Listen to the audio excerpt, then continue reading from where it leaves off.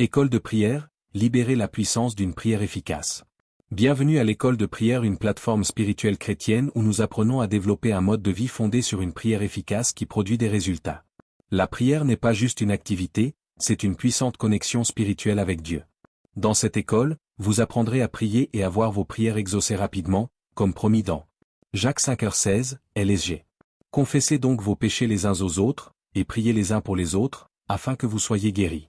La prière fervente du juste a une grande efficacité. Ce verset met en lumière 3 éléments essentiels pour une prière exaucée. Confession, reconnaissez ouvertement vos fautes aux autres.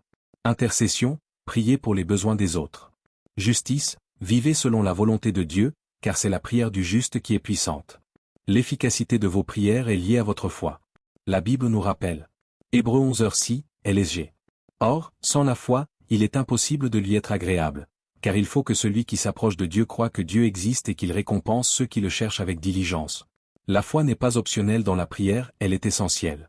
La prière n'est pas seulement un enchaînement de mots, c'est une expression de ce que votre cœur croit et de ce que votre foi déclare. Si votre cœur est rempli de peur, de doute ou de défaite, ces croyances négatives bloqueront l'exaucement de vos prières.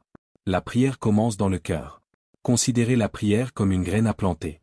De même que la santé de la graine dépend de la qualité du sol, l'issue de votre prière dépend de l'état de votre cœur. Ce qui occupe votre cœur se manifestera par vos paroles. Beaucoup prient, mais si leur cœur est rempli d'incrédulité ou de peur, ils ne peuvent recevoir de réponse. Ce n'est pas seulement ce que vous dites qui importe, mais ce que vous croyez réellement. Pour prier efficacement, vous devez entraîner votre cœur à s'aligner avec la foi, l'espérance, et la confiance en Dieu. Nous commençons par l'intimité dans la prière, d'une forme de prière où le but principal n'est pas de demander des choses, mais de développer une relation plus profonde avec Dieu. Cette prière reflète la connexion qu'Adam et Ève avaient avec Dieu dans le jardin d'Éden. Genèse 3h8, LSG. Ils entendirent la voix de l'Éternel Dieu qui parcourait le jardin vers le soir. Et l'homme et sa femme se cachèrent loin de la face de l'Éternel Dieu, au milieu des arbres du jardin. Ce verset montre que Dieu désire une communion avec nous. De la même manière que des amis proches aiment passer du temps ensemble, Dieu désire une relation personnelle, cœur à cœur avec vous.